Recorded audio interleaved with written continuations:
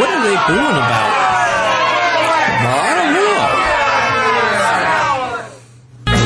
Well, welcome to the Mindful Cranks, where using your mind is not necessarily a bad thing, and where being cranky can actually be mindful. Let's crank it up.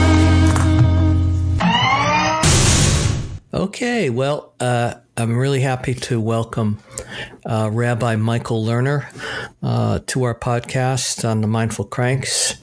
I've been wanting to speak with him for some time. We have met before on several occasions. So welcome, Michael. I'm glad to be with you, Ron.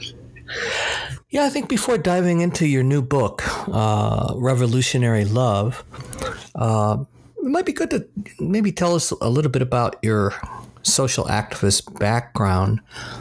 I mean, you go pretty far back, right? Like 50 years. Actually, I started as an activist in 1964 when I started graduate school at Berkeley and became a member of the coordinating committee of the free speech movement. And then in 1965, I helped organize a teach-in against the war in Vietnam, and also helped in creating attempts to get people to stand on the tracks of a railroad that was bringing people from other parts of the country to the Oakland induction center, where they were then being sent to Vietnam. In 1966 to 68, I was chair of Berkeley Students for Democratic Society, and we were very involved in anti-war activism and protest. And in 1970, when I was an assistant professor of philosophy at the University of Washington, I was indicted by the federal government in one of the big trials against the anti-war movement called the Seattle 7. So, and ended up in federal penitentiary for a while, not for the charges against me, those charges against me, but for contempt of court, which I had to plead guilty to, although the specifics that they cited were overturned by the Ninth Circuit. So, yes, from there I went into I was under indictment for 3 years, and that hurt my career in philosophy, but I was also coming to a point of understanding that ideas were not enough to change American society, that we also needed to address other levels of people's being, their psychological and spiritual needs that were rarely addressed by the anti-war movement.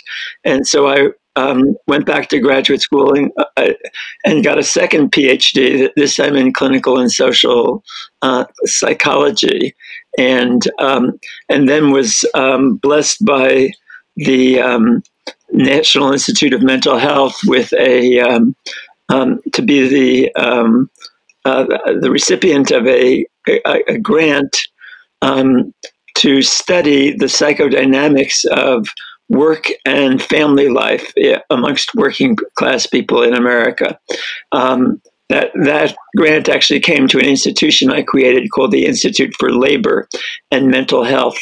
And in that study, which we continued even after the Institute for the NIMH money ran out, we focused a lot on what was happening to working people in their daily life. And I had a special focus on trying to address or trying to ask people to learn about why many working people whose economic interests were with the left were moving politically to the right. And that was, and what I learned in that was a foundation for several books, of which the last, most recent, and in a way, a synthesis of all I've learned through all those, 55 years of activism is in my book Revolutionary Love. It came out of the study that I started with as the principal investigator of the NIMH grant. So I've been very amazingly blessed to have had great opportunities. I've also had lots of what we call in Yiddish tsuris, that is problems and headaches and so on. But that activism then led me to create a magazine called Tikkun, Tikkun. Tikkun is a Hebrew word. It means to heal, repair, and transform the world. We had decided, after trying to convince the liberal and progressive world that they needed to address the psychological and spiritual needs of human beings, and found that message not very well received by the mainstream of activists and the labor unions and the organized liberal and progressive organizations. They were not open to hearing about any other dimension besides economic entitlements and political rights.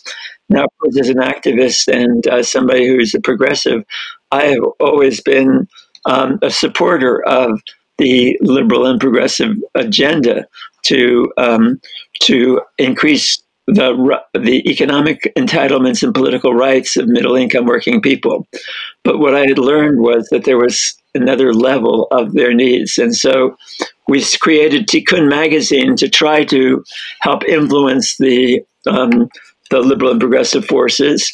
And that was some 35 years ago that we started. And it turns out that the resistance to addressing this level of need of human needs was deeper than even we anticipated, and that it's been very difficult to get people to open their eyes and ears to hear the pain that we discovered is pervasive in American society.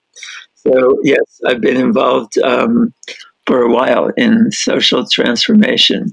Yeah, your revolutionary love seems like it's really a personal integration in a way of everything you've experienced, as you've been saying. And I think that it really makes a strong case how the left has been tone deaf, as you put it, to unmet spiritual and psychological needs, what I think you're calling psycho-spiritual deprivation. Can you say more about that? Because that seems to be a real central theme in revolutionary love. Mm-hmm. Yes.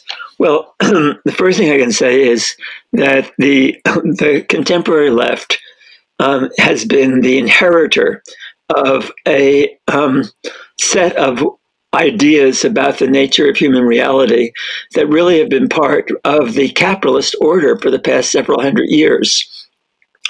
And they start with the vision of human beings as being primarily motivated by economic needs and our material needs.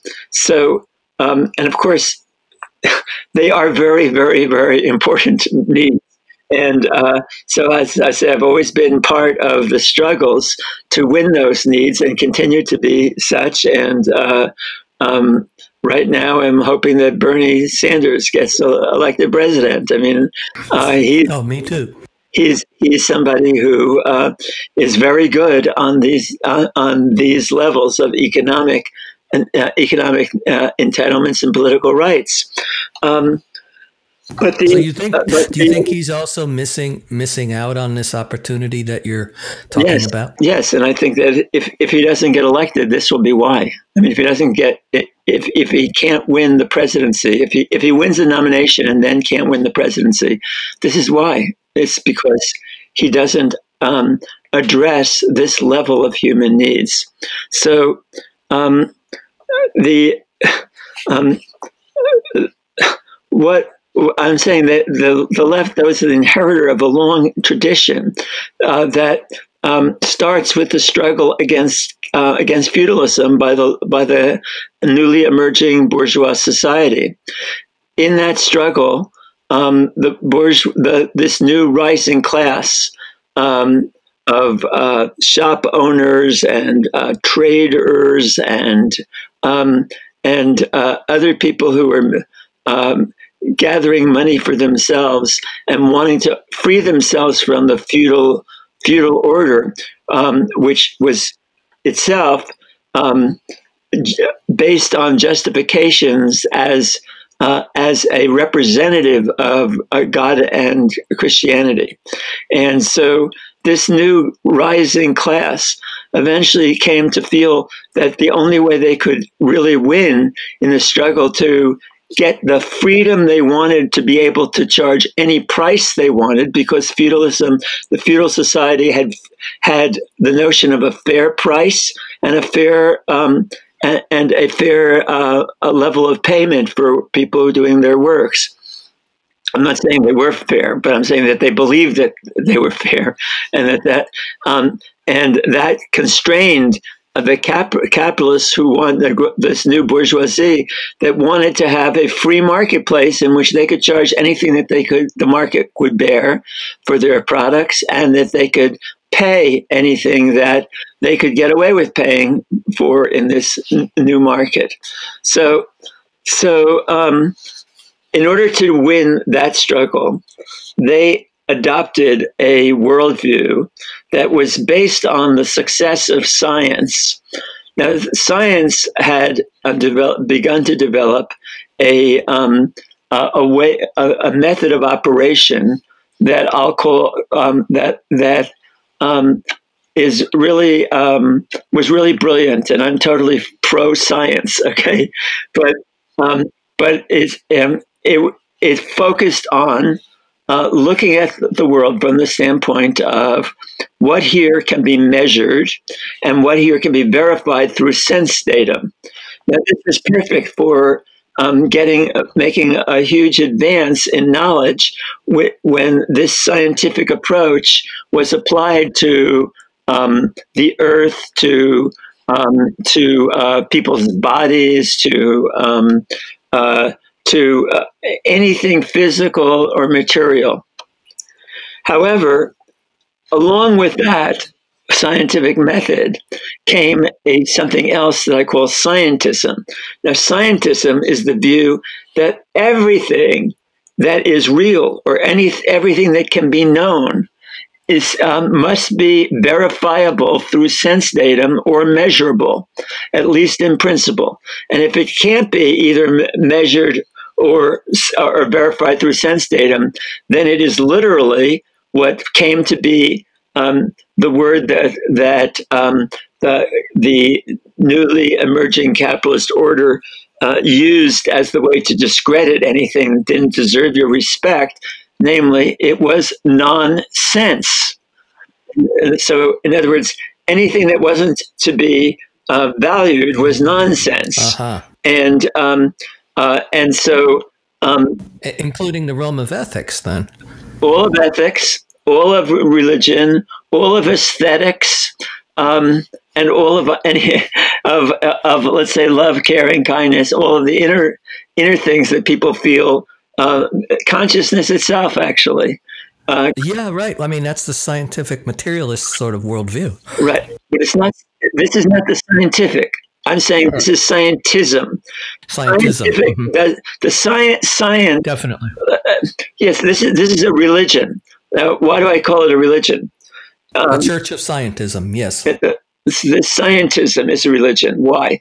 Because its fundamental premise, namely that which is real, that which deserves respect, is that which can be subject to empirical observation or measurement, is a position which itself cannot be verified through sense datum or measured.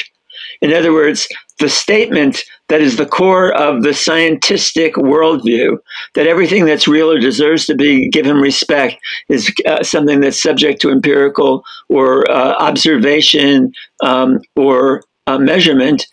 There was no measurement for that. There was no observation that could prove it. It's a faith-based statement in itself. It's a faith-based statement. It's a faith that has pervaded the modern world, and that included that faith was bought into hook, line, and sinker by Karl Marx and by the Marxist tradition, and eventually by the labor movements of the late 19th and early 20th and all of the 20th century.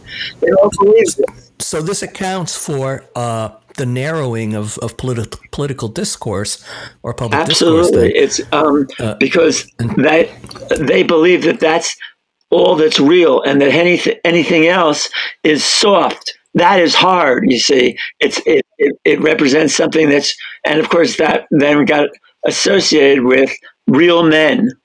A real man is somebody who's got the data behind him, right? And can prove it through observation or measurement.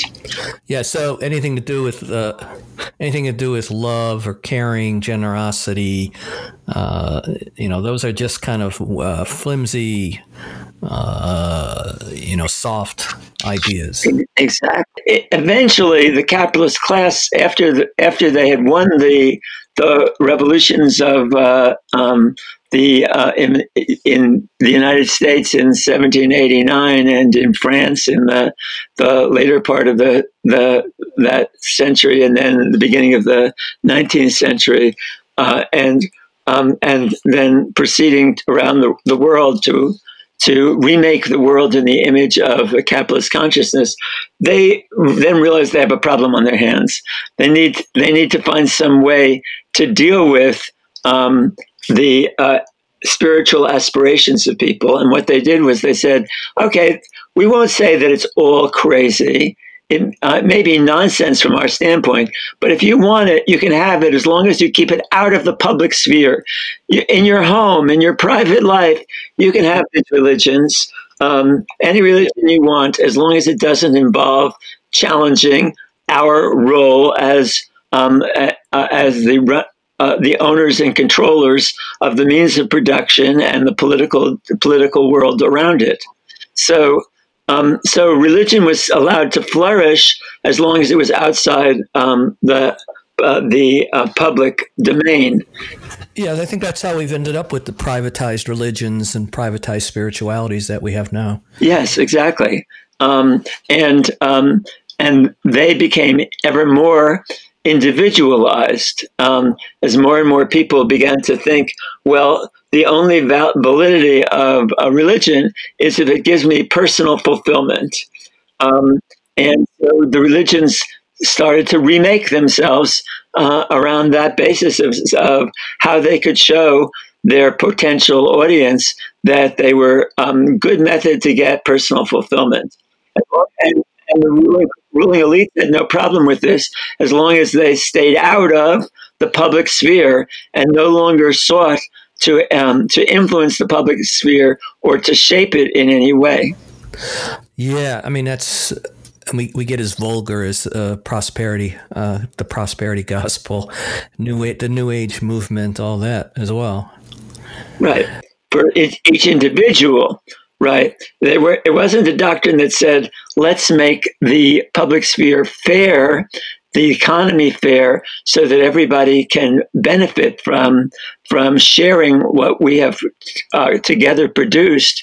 Rather, it was a message that said, everybody's out for themselves, and if you're if you are successful in the public sphere, that's the best way to serve God.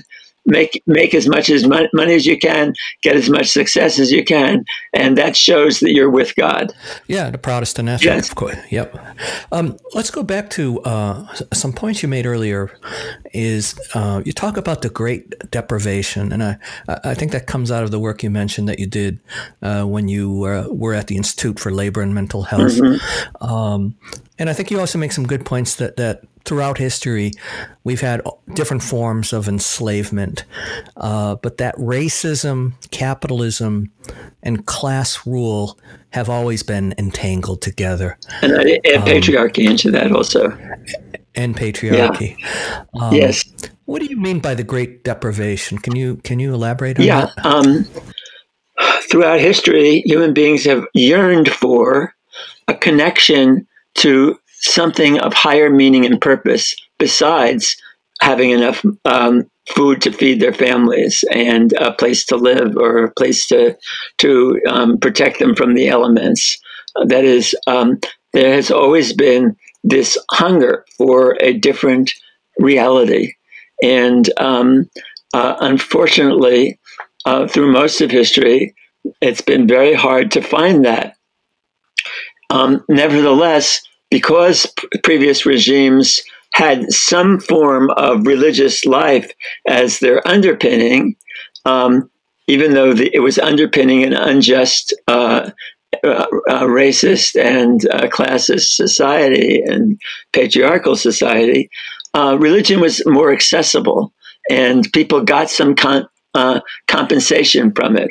But in the last few hundred years of capitalist society, religion has been much more a private affair, as we were just saying, not something that people could feel a great deal of connection to. And so more and more over the past 2 centuries, and particularly starting after the Second World War, people have found that their sense of purpose and meaning in life, a desire for connection to some higher purpose besides maximizing money for themselves, has been thwarted in a zillion different ways, and and hence they live in a great deprivation, the great deprivation of meaning, of love, of kindness, of generosity. They live in a society in which they're surrounded by people who are looking out for number one and maximizing their own well-being, even at the extent of putting you down or walking over you and your needs. So the deprivation is one of hunger for a very different kind of world. But it's a hunger that often remains unconscious, so that people don't have the language to articulate this. And that's one of the reasons I wrote this book, Revolutionary Love, was to help people develop a language to articulate this yearning for a life that is connected to higher purpose and meaning, and to a community of people who care for each other and for loving relationships. And they are very hard to come by in this society. Not impossible, but very hard to come by, and very, very, very few are lucky enough to have achieved it. So that great deprivation leads people to a variety of ways of coping with what is a tremendous pain in their life. And what we found in the study that was funded by NIMH is a huge number of people wanting meaning and purpose in their lives, wanting more love and caring in their lives, wanting to have a world around them in which there was many more people who they could trust and know were not just out for themselves, and yet being convinced that this was impossible, that it was actually counter to human nature, they were taught. And so then people are made desperate for ways to fulfill these needs. Now, one of those ways of fulfilling these needs was offered by the political right in this country. And the political right offered them institutions that spoke to these higher needs. But there were also other ways that were very destructive ways of dealing with these needs, namely to try to suppress them through drugs, suppress them through alcohol, suppress them in various forms of of acting out, or, we now have a very high level of middle-aged men committing suicide because it's terrible. It's so sad to see that happen in this society. Why? Why does this society have the highest level of middle-aged men's suicides in the world? Well, because these needs that they have, they can't articulate to themselves. They don't really know how to express them. They just feel miserable. But now let me add another dimension to the feeling of miserable. Capitalist society justifies the vast inequalities of money in this society, of income and wealth in this society, by saying that this is a society that is really a meritocracy, a society based on merit. And so, right. Yeah, that's what they're saying, is that it is really a reflection of your merit where you end up. And consequently, people at the top 20% of income earners and wealth holders feel pretty good about themselves, even if some of them feel moved by the injustice in the society to want to change it. They don't want to change the system. They only want to change some of the worst aspects of the system. So they join social change movements, or they become candidates for president in the Democratic Party right now. People like this have lots of money or lots of security, but they don't want to change anything fundamental, because they think, look, how bad can a system be that recognized me as valuable, that has rewarded me as a valuable person in one way or another through financial and other forms. Now, on the other hand, the other 80%, and in particular the lowest 60 to 70% of wealth holders or income earners, have a very different reaction. They feel that they have failed. They're not making it financially. They're tremendously scared about whether they can afford one serious sickness.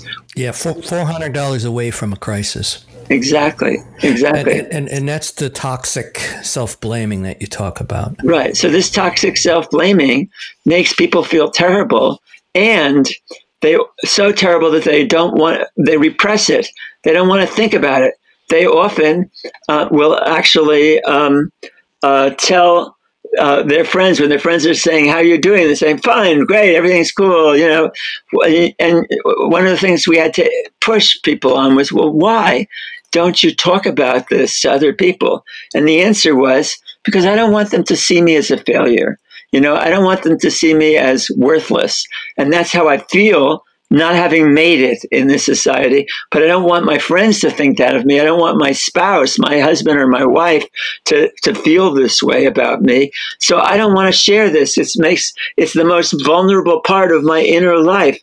And I don't want to think about it. And I certainly don't want anybody else to think about it, to think that I have this. Of course, most people don't recognize that this is shared by almost everybody in the society, certainly almost everybody in the lower 70% of income earners and wealth holders. So people have various forms of this story.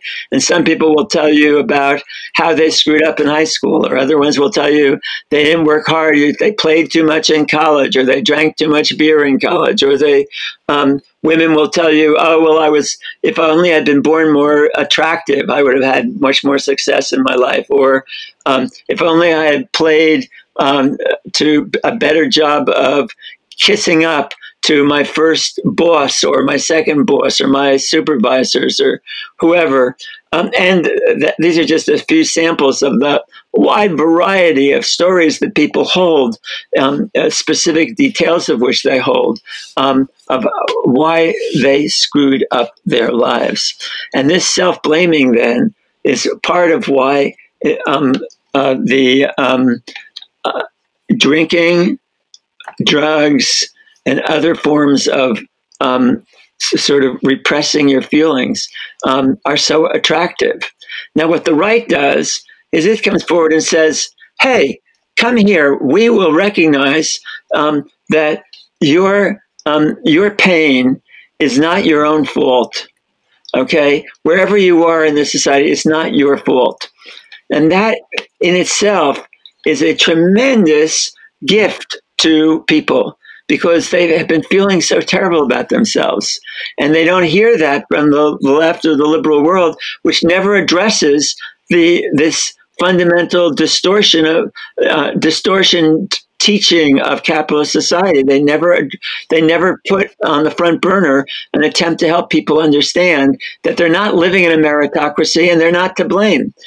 And what the right does is it then goes on to say, here's how to deal with this. You see, it's not your fault. It's really the fault of, and then depending on what your society's demeaned other is, they fill in with the demeaned others of the society. So in the United States, that has been traditionally Native Americans and African Americans. In the 20th century, and particularly the second half of the 20th century, that moved on to include feminists. That moved on to include all peoples of color. That moved on to include asylum seekers or new immigrants to this country. It moved on finally to include all people who are liberal or all people who are progressive. They're the problem.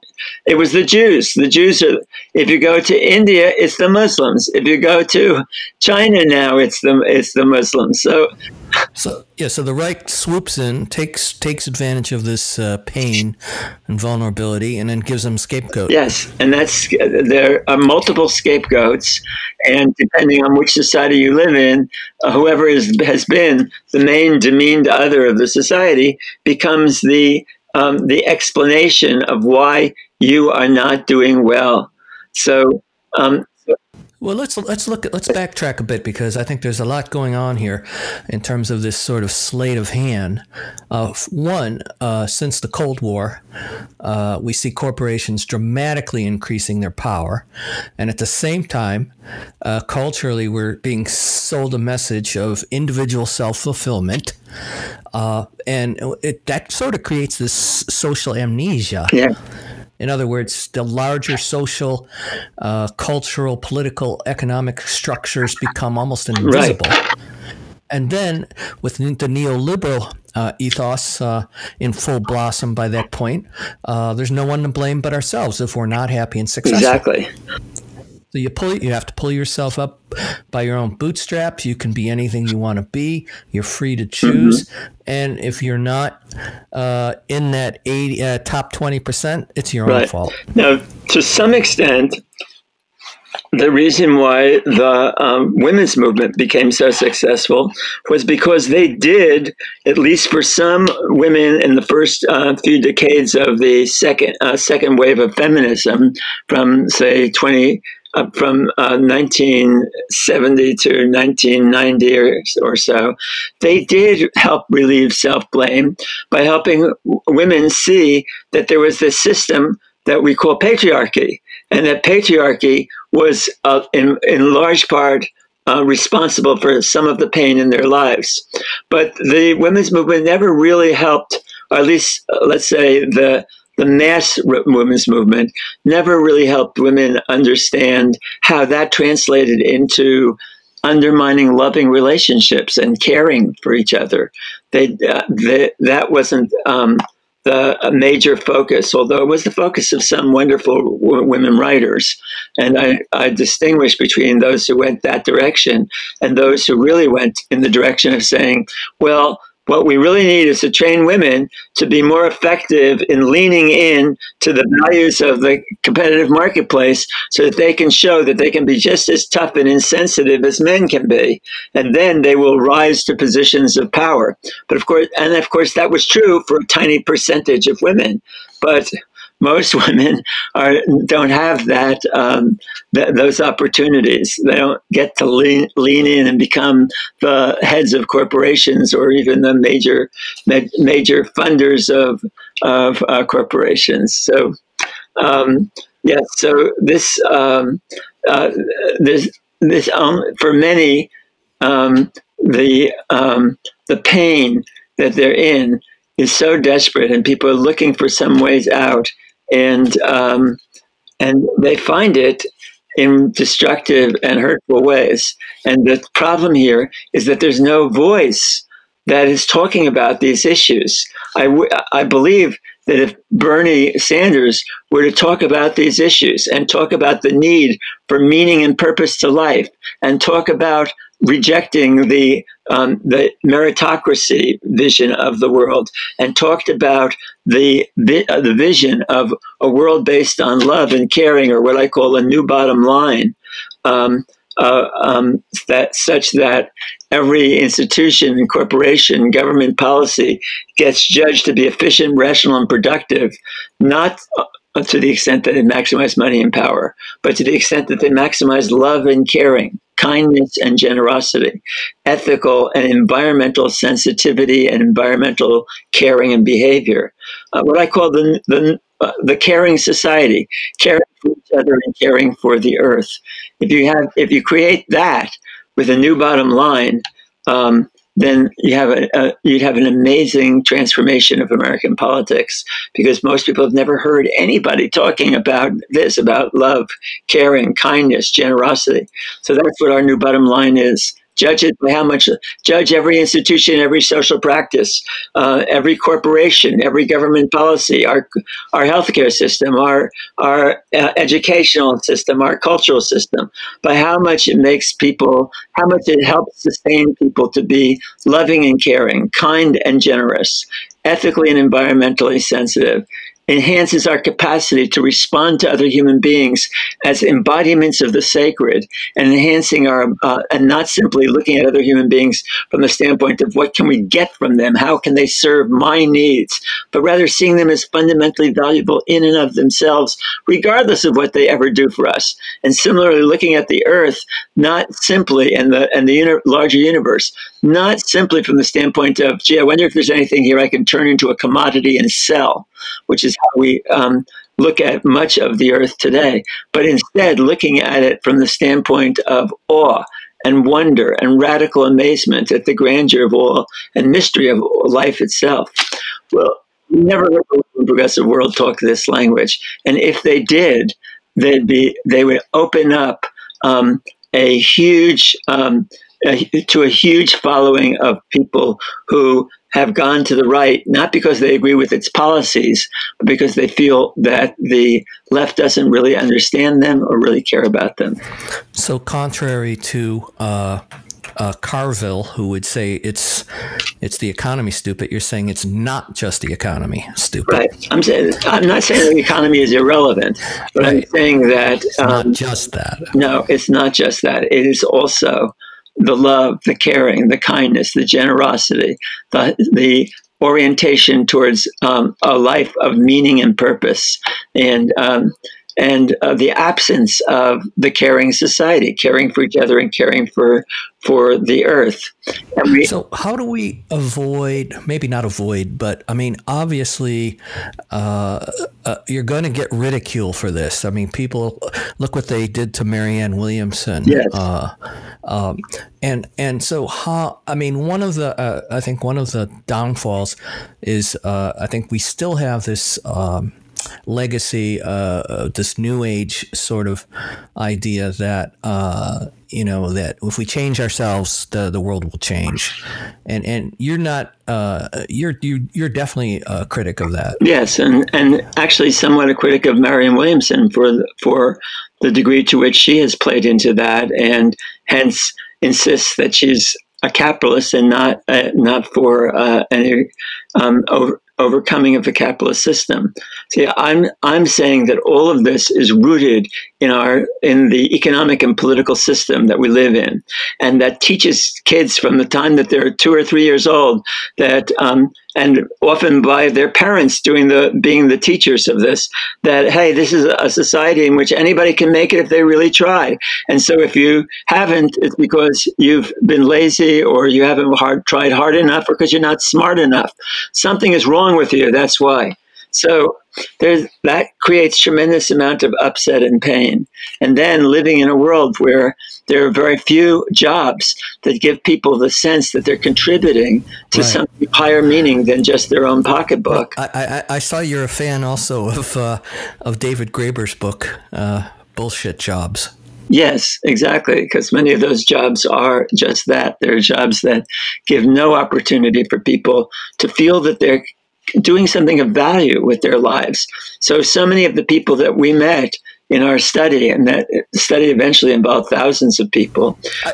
Michael, I think it's important to point out that the people you interviewed, many of them were in unions, like the Communication Workers of America, the UAW.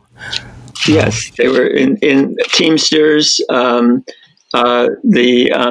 people who were in the hotel workers, people who were the people who installed telephones, the people who were working at the airports. Yes, they were not the upper tinge of or even the lower tinge of wealthy people. They were working people. Not all of them. About half of our sample were from unions, but the other half were just middle-income working people who were not unionized because we didn't want it to be biased in that way. And so you heard a lot from these people in terms of that they felt like the left had not just abandoned them, but made them feel inferior. Can you say more about that? Yes. Well, you see, first of all, there is some truth in the notion that many people in the higher levels of income really do believe in the meritocracy, and so really do think that people who aren't successful are failures because of something wrong with them. I saw a headline, I think it was on some website today, that said, what African Americans really need is more people who can provide guidance to younger African Americans. The idea being that the problem with racism and classism in this society can be easily overcome if you just have the right coach. Okay. It's crazy. It's totally crazy. There is barely any significant upward mobility in this society. The New York Times did a study of this in 2008 and showed that there's over the course of the past 40 years or so, there had been the amount of class mobility had been something like 1% to 2%. It's very, very, very unlikely that if you're born in the lower 50% of the income, that you're going to make it in any way financially as security. But then the other thing that's destroying people is the fact that they look around and they believe that they've been taught that everybody is just out for themselves. And so they come home feeling like, I've got to look out for number one. I've got to learn how to advance my own self-interest. And that then ends up, because that is the ethos of the workplace, of the capitalist marketplace, where most people spend most of their waking hours. That's how insidious this neoliberal ethos is just seeped into our psychology and our psychoethical way of viewing the world. Yeah, and it leads people then to bring home a selfishness, a looking out for number one, which then interferes with loving relationships. See, so people say, oh, well, I wish I had married better. I made a big mistake in who I married, or and they have the fantasy that if they'll meet somebody else, and that other person will satisfy all of their needs. But the truth of the matter is, it's very hard to find people in this society who haven't been taught that everybody is out for themselves, and hence act in a selfish way, because they think that's the way of being rational in capitalist society, is to advance your own interests without regard to the consequences for others. Well, you bring that into loving relationships, and it turns out that people end up really not respecting or caring enough about their spouse. They're asking themselves, they often enter into loving relationships on the basis of a calculation that says, amongst the people who are likely to fall for me in the short run, this one is going to take care of more of my needs than anyone else who's likely to fall for me in the short run. Well, the problem with that is that you go through a few years or a decade or two of marriage, and you start to wonder, gee, I wonder if there's somebody else who could satisfy more of my needs. And if you meet such a person, it's hard not to divorce your husband or wife and go for that other person, because as a rational maximizer of self-interest, which is the rational way of being in capitalist society, or at least that's what they're taught, they would be foolish to miss the opportunity to find somebody who satisfies more of their needs than their current partner. So hence you get a high level of anxiety, not just amongst the 45 to 50% of the population that does end their marriage and go on to find somebody else, but also the other 45 to 50% of the population, because nobody knows which part of the population. Are they going to be part of the ones that have their spouse leave them, or the ones that have their spouse stay with them? So marriages feel much more insecure. Well, there's so many reasons to feel insecure in a society where everybody is looking out for number one, that no wonder that we have the health crises that we do have. Yeah, you know, what's also really unique, I think, about your book is that you're looking at our societal crises through the lens of a psychotherapist. But you're very different than most psychotherapists that I know, in terms that you take a much more political view of people's pain and how people have internalized fear and despair, and that these pathologies are systemic and structural in nature. So yes. Most therapists would say, well, that's just not our job to do that. And what do you think about that? Well, I think that's the sad part of psychotherapy. Yeah. You know, like I sometimes think about, because we're heading towards environmental crisis that is going to really affect all of our lives, the lives of our children, the lives of our grandchildren, and literally billions of people on this planet. So I think about the therapists who were who had the same view in the 1920s and 1930s in Europe, and they had lots and lots of Jewish clients. Okay, because psychotherapy, particularly psychoanalytic psychotherapy, came out, was advanced by Jewish thinkers, and then lots of Jews went to the therapy, and so they're talking about their problem with their mother, their problem with their father, their anxieties, etc. Meanwhile, the society is being taken over by fascists, and they will, most of them will end up being gassed to death or shot to death or burnt to death in the Holocaust. They're all wiped out. Millions of them wiped out. From 1940 to 1945, 1 out of every 3 Jews alive on this planet was murdered. So you're telling me that's not the job of the psychotherapist. Well, frankly, if the psychotherapist is also a healer, if they think of themselves as caring about the well-being of their clients, then they've got to address the larger social, economic, political realities. And as it turns out, as my book shows, the inner realities of one's life are dramatically affected by those other outer realities. Now, I don't call it political exactly, because political is often associated in people's minds with who's going to win the next election.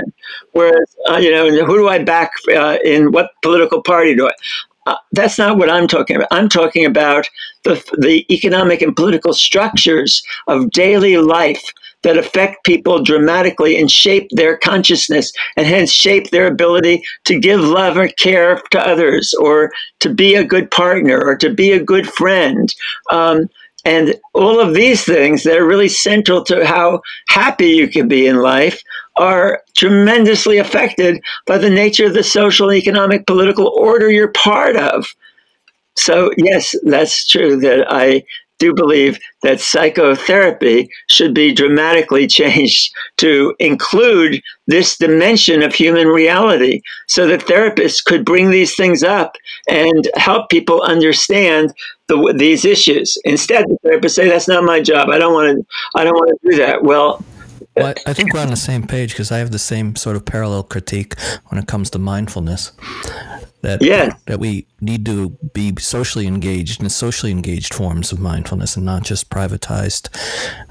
Yes, exactly. And and your work is fantastic in showing that, and beautiful. What you've written and the way you talk about it, very, very important. And we're, of course, definitely on the same wavelength. I'd like to circle back to something here. We were just starting to get into it about how the left or even progressives have been too closely linked to a sort of an elitism and condescending sort of views. We've heard the term deplorables and all that, but there's something in your book. I really love this phrase. Prophetic empathy. Why is that important? What is it, and why is that so key to helping us overcome this kind of elitism? Right. Well, that's a step, a major step in helping people. Is empathy is very, very important. It means helping people understand and be seen for the pain in their lives and for the things that are hurting them, and really getting into their mind and affirming what's good there. Now, prophetic empathy also introduces another element, namely that while doing that, we also want to teach people about the economic and political and social structures that they are up against, that make it hard for them, and hence to teach them how to undermine their own self-blaming about aspects of their life that have nothing to do with bad choices that they made, have to do with being born into the wrong class, the wrong economic class, the wrong or trying to make it and then finding that they can't because of the way that the system is stacked against them. So, yeah, this is very, very important. But I just do want to go back to the earlier thing that you said about how the left often conveys disdain for people. And if you ask random group of people in the liberal and progressive world, why did Donald Trump win in 2016, and why is he likely to win again unless something has changed dramatically in the liberal and progressive world by the election time in 2020? And the answer they will give you is, oh, that's easy. They'll say, that's because the American people are racist, sexist, homophobic, xenophobic, anti-Semitic, Islamophobic, or just plain stupid. Now, that message is held by tens of millions of people in the liberal and progressive world. And they say it to each other, and they don't realize that the people who are not in their world are hearing that message and feeling put down by them. And this has been a central undercurrent in liberal and progressive thought, the putting down of people who are not yet on our side, the assuming that the reason that they're not on our side is because they're either stupid or in some way hold some distorted worldview that is and evil. They even put down people that are on their side too. Well, yeah, they're good at that. But, yes, the left is very good at that. But I just say that and they do that in ways that push a lot of people away from the left who want to be on the left, who really agree with our programs, et cetera. So, but this has been so painful to people that that they often will vote or have in the past voted for the right, not because they agree with the right's programs, but because they just feel so angry at the people on the left for their elitism. So you get these polls, and the polls show that you hear Bernie's Sanders programs, and 70 to 80% of the population says, yes, I'm behind that. But when it comes down to voting, they still have to deal with their feeling. And that's what I'm saying in this book, that we have to not only address people's heads, we have to address their hearts. And where their hearts are is they want to know that they are cared for, that we like them, that we are not looking down upon them. We need to build a left or a liberal and progressive movements that are able to affirm people even when they're not on our side, to be able to say to the people who are not on our side, we may disagree with some of the policies you support, but we still recognize you as fundamentally decent human beings. Now, that's the exact opposite of what Hillary Clinton managed to convey in her famous remark that was then played 100,000 times on right-wing media between September and November of 2016, when she said half of them, meaning those who support, who are not with us and support Trump or will vote for them, are a basket of deplorables. Well, that still is that message, that we find them deplorable, given by the person who is, from the standpoint of those not in the liberal and progressive world, the main spokesperson for the liberal and progressive world, namely who we choose to be our candidate for president. And here she is saying, hey, half of you are deplorables. Yeah, that's not going to win hearts and minds, for sure.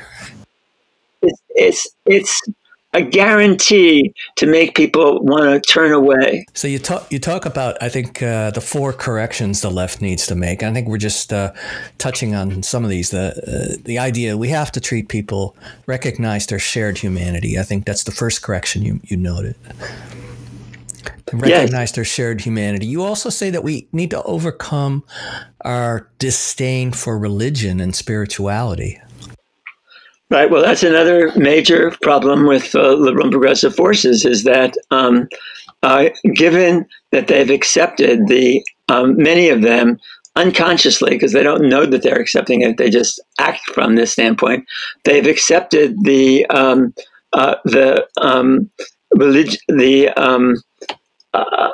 worldview of scientism, and hence believe that anybody who thinks of anything spiritual is on a lower level of intellectual and psychological development than the rest of us who are these enlightened atheists. So somebody like Bill Maher, you would.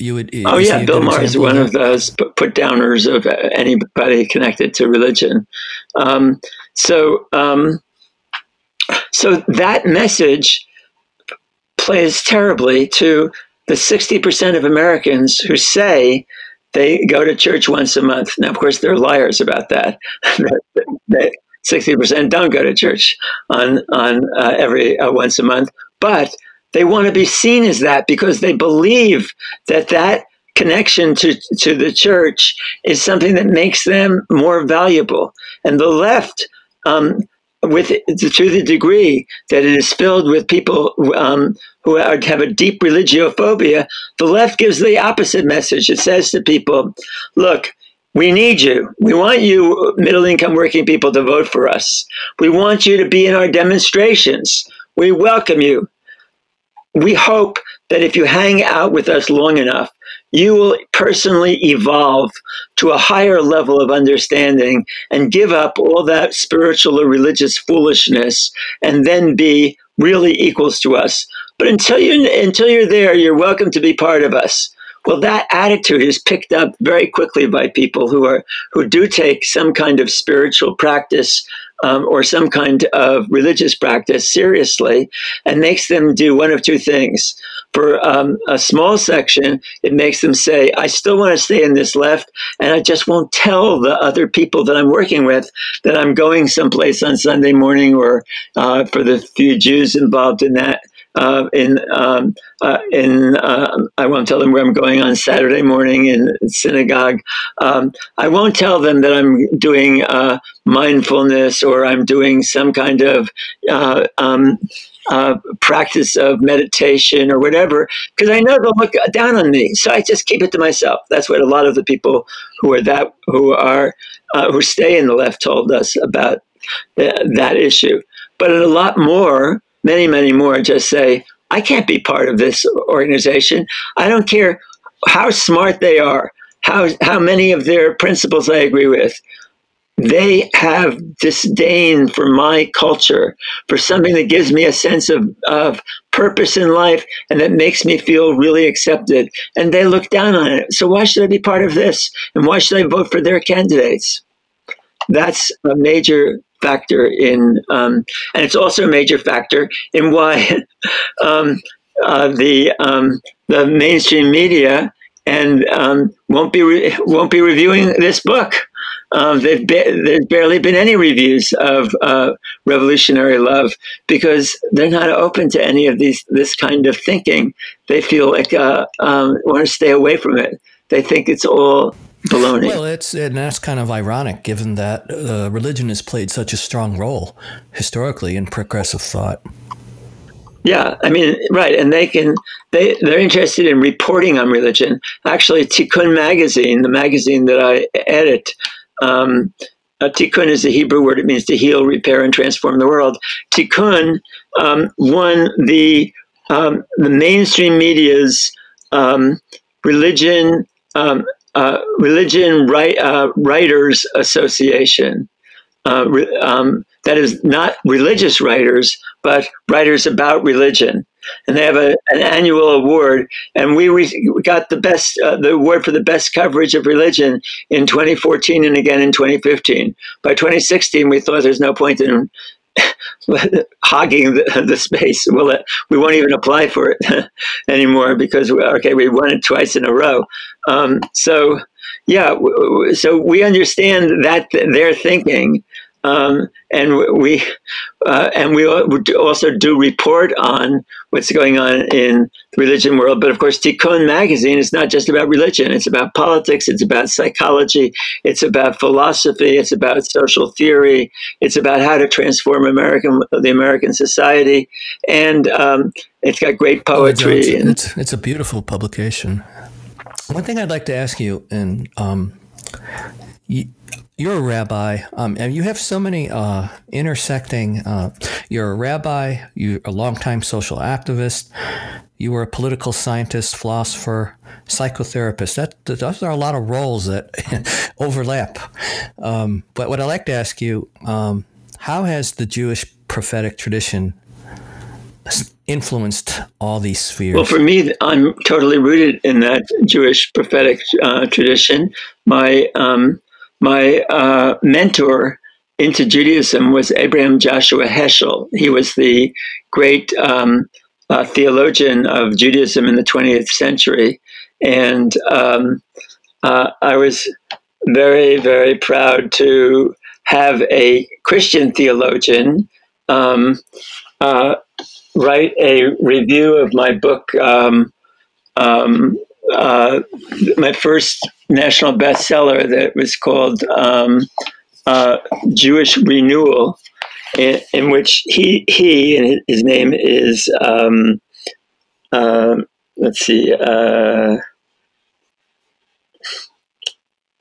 Harvey Cox, who professor of divinity at Harvard University, says, "As a Christian theologian, I rejoice in this vibrant and intelligent new voice of prophetic Judaism. Mm-hmm. It will appeal not only to those of Lerner's own faith community, but to many who have given up on any faith at all. This splendid and readable work will take its place in the great traditions of the works of Martin Buber and Abraham Joshua Heschel." Oh, that's beautiful. And you also co-authored a book with Dr. Cornel West, if I'm not mistaken. Yes, called Jews and Blacks, Let the Healing Begin. I know he mentions you. I'm listening to his Democracy Now! Book, and he brings you up several times in the book. We had an amazing thing happen for me just in this past November. The International Association of Sufism created had an annual dinner, and this year it was honoring me for my work towards peace and justice in the Middle East, and for my work more generally in Tikkun magazine. And one of the things that totally surprised me, because I hadn't heard from him in a while, was that they had a clip of that Cornel West had just made, praising me to the sky, and I actually sat there crying. I was so moved by that. I also saw a clip of you recently at it was Muhammad Ali's memorial, right? Yeah, you're right. Well, Muhammad Ali and I were friends in the late '60s and early '70s, and we would meet at after I had been indicted by the federal government, and J. Edgar Hoover had proclaimed that I was one of the most dangerous criminals in America, even though I had never done anything as violent as even throwing a rock or whatever. It was anyway. He and I so were both asked to be part of the national leadership of the anti-war movement, and we would meet in these meetings and then hang out afterwards, and got to know him, and it was a beautiful short-lived friendship, because after the war was over, I'm living out here in California, he's living out there in Kentucky. So I never heard from him again. Then when Cornel West and I wrote that book, Blacks and Jews, Let the Healing Begin, he wrote me a note saying he loved what I had said and loved the book and really appreciated that I had done it. But he left no forwarding address or no phone number. I didn't know how to get back in touch with him. So I thought, okay, that's nice, but I guess he doesn't want much more connection. Then a week before, actually 5 days before his funeral, he knew he was dying. He was dying from Parkinson's. I got a call from somebody saying, "I'm the lawyer for the Ali family, and Muhammad Ali designated you to be one of the key speakers at this at the memorial for him." Well, I was so amazed and so honored. But when I went there, I was thinking to myself, why me? Like, we had no contact for all these years, for 20, at least another 30 years from the last time I heard from him. So I thought, well, we were both, if you pardon the expression, shit kickers. We were both people who were ready to say the things that would raise the level of consciousness, even if it made some people uncomfortable. And the guy who introduced me said, the next speaker may ruffle a few feathers. And my first thing I said in that speech was, we'll see about those feathers. And then I went on to do the rest of the talk. And it did. I wasn't holding back. And it got a tremendous reception from the people there. I mean, I was in tears watching that clip as well. Yeah, it was amazing. Of course, I was mainly focusing on the fact that we Jews needed to be organized to support Muslims, because Muslims have taken the place of Jews in this country as the main object of disdain and hate. However, in the last year, we've seen a lot of assaults on Jews, physical assaults, including in 2 synagogues, people coming in and murdering people in those synagogues on the days of prayer. So Jews aren't so secure as we like to think we are. But anyway, yes, I was so honored to be chosen by Muhammad Ali, and I think I did what he wanted. I couldn't imagine anything else, any other reason to be honored in that way, except that we had that in common, that we were people who were willing to disturb other people and push them to think about issues that they've tried to avoid. Well, that's very good. I like the point you make that we can only organize a mass movement by respecting those that are not yet part of our movement. And you mentioned that even in your own synagogue, that there was a former KKK member? Well, he was somebody that had, he came from, I think it was North Dakota or South Dakota. I'm not sure which state he had been in, but he had been a former KKK member, and then had been treated nicely by a community near where he lived, a Jewish community that gave him a lot of love and support. And he decided to convert to Judaism and came to the Bay Area, knew about Beit Tikkun, which is the name of my synagogue, Beyt-Tikkun, Beit Tikkun, and became a member of our community for many years. So yeah, I think Tikkun is meaning repair, and Tikkun means to heal, repair, and transform. And I think a clear message of your book is that the left really needs to learn how to see the real suffering of people who may appear privileged, but nevertheless they have their own form of oppression. Right, and that's the point, is that instead of going around and saying, as many on the left do, well, you have special privilege because you're white, because you're a male, or because of any number of other factors, and then making people feel guilty. The way to bring people in is to make them feel loved, not make them feel guilty. I mean, it's almost a contest of, who's more oppressed, and it's like a hierarchy of oppression. Exactly. It's stupid. It's wrong, because there is no measure that can be given of who's more oppressed, and that's not relevant.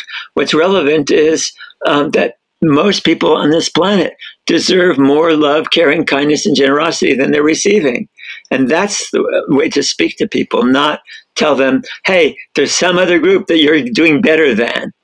That's the capitalist message. They're trying to tell you, hey, you're doing better than this one or that one. You white people are doing better than the black people, etc. That you should accept our rule because of that. And I'm saying that is the capitalist method. Right. Right. The elites love to see that kind of division. Yeah, I mean, exactly.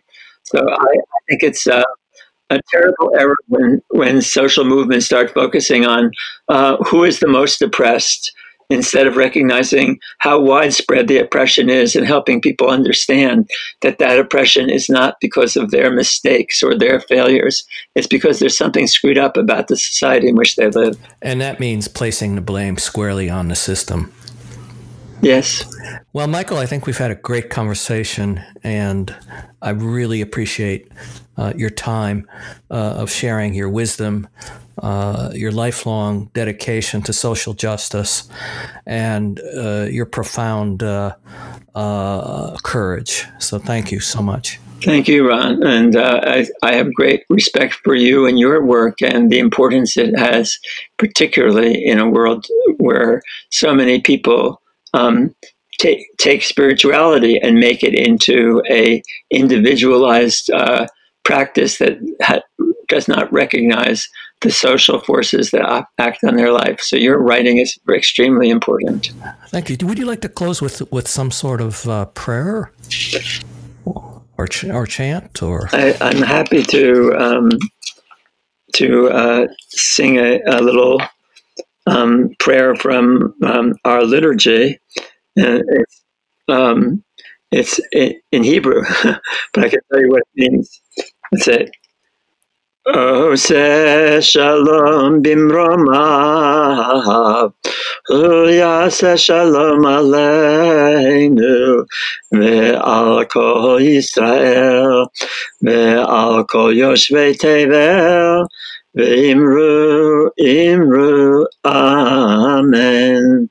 Which says basically the force that the force of healing and transformation in the world that makes peace in the heavens should also help us make peace on this planet, and for us, for Israel, and for all of humanity. And let us say Amen. So this is a time when we need some spiritual help to untangle the various ways in which people are hurting, and sometimes out of that hurt, hurting others and hurting the earth. That's beautiful, Michael. Thank you so much.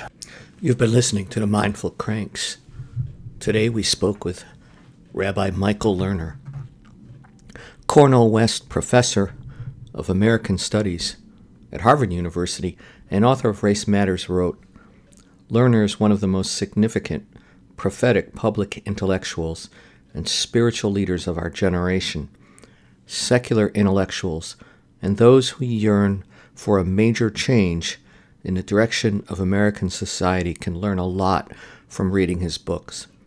Rabbi Lerner's legacy of political activism was launched in 1964 when he attended UC Berkeley during the student protest and anti-war movement.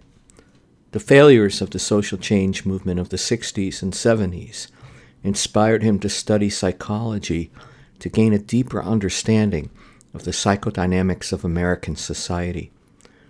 Intellectual wisdom and curiosity, as well as spiritual depth, have always been the foundation of his work and efforts, giving rise to many articles, books, and ultimately Tikkun magazine.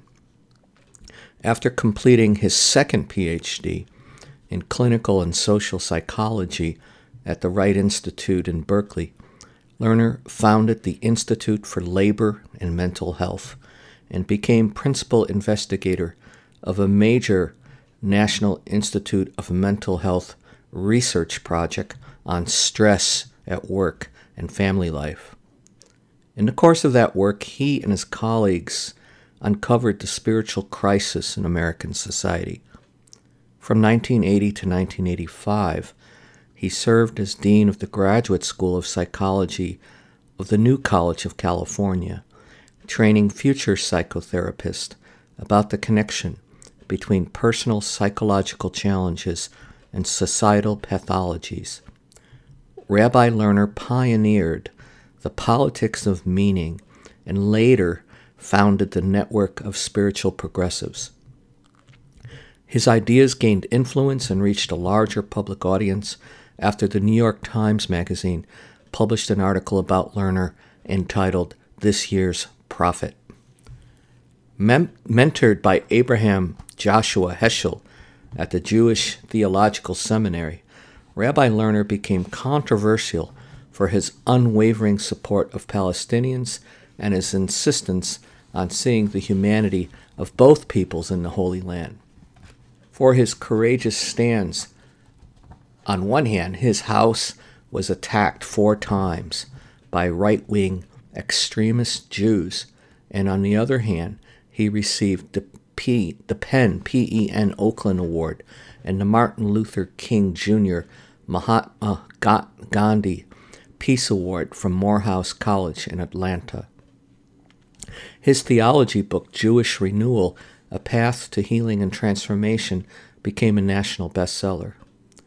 To help educate progressives around the world about the spiritual and psychological needs that the left often ignored and the right addressed in a distorted fashion, Lerner founded Tikkun magazine in 1986. Utni Reader called him one of America's 100 most significant visionaries, and the Dalai Lama honored him for his peace work. His book, The Left Hand of God, Taking Back Our Country from the Religious Right, which draws from his research at the ILMH, became his second national bestseller in 2006. He has been a guest on both national and international radio and television, including Larry King Live, CNN, Meet the Press, Bill Moyers, Terry Gross's Fresh Air, and many more. His other books include Embracing Israel-Palestine, Surplus Powerlessness, The Psychodynamics of Daily Life, Spirit Matters, The Socialism of Fools, Anti-Semitism on the Left, and his most recent book, which we discussed in this episode, Revolutionary Love, A Political Manifesto to Heal and Transform the World, published by the University of California Press. Thank you for listening to today's episode 21 with Michael Lerner. We spoke about his recent book, Revolutionary Love. Thank you for listening. We would appreciate any sort of reviews that you can post on iTunes. Please see us on Facebook and Twitter. We have many more episodes coming up over the next couple of months. Thank you again.